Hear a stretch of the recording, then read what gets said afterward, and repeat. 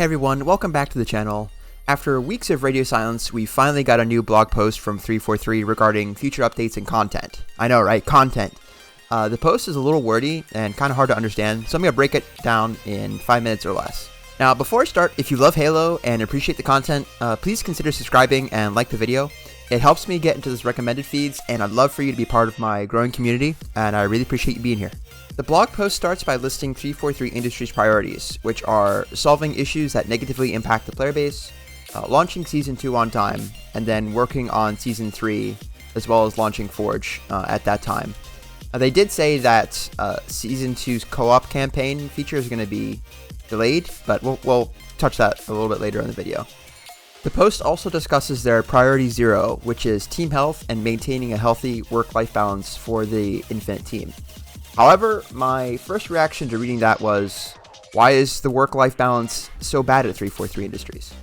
We haven't heard from them in weeks, and what updates we did get from 343i were brief, vague, and the actual game updates have almost made the game worse, at least in the ranked playlist.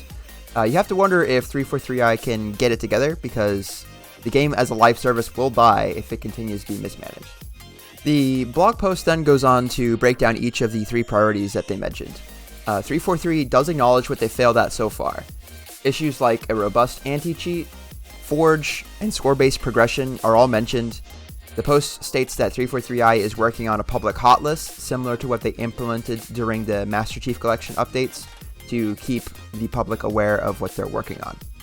343 Industries also announced that Season 2, which launches on May 3rd, will be called Lone Wolves.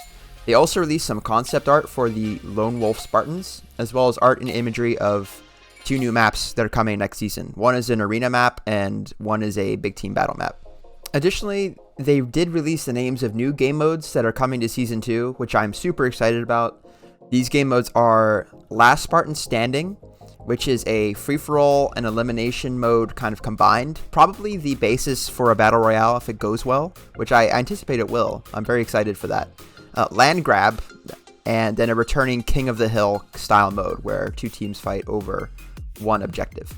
Now, 343 did admit that they will not have campaign co-op available at the start of Season 2, which was when it was originally anticipated to come out, and now have it available by the end of Season 2. Now, I imagine it's a massive logistical and developmental struggle to get this shipped out, especially with the way the Halo campaign works, so I'm glad that they're at least transparent about this delay. They did, however, confirm that they are still on track to deliver Forge to the player base upon the release of Season 3.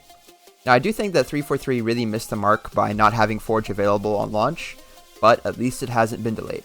So, praise Cortana.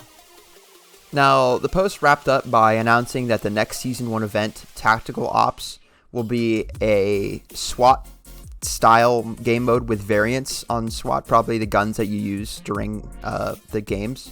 That's launching next week. Usually the updates happen on Tuesday, so I'm going to guess next Tuesday, which will be the 8th. So that pretty much wraps it up. 343 didn't have too much to say, but I'm glad that they at least said something. Let me know what you're looking forward to most in the comments, what you think 343i really needs to do more of. Personally, I think Ranked is in more of a mess than before they quote-unquote fixed it back in February. I have a video coming out on that one this week as well, so stay tuned for that. I appreciate you all, and I'll catch you in the next one. Until then, I'm out. Take it easy.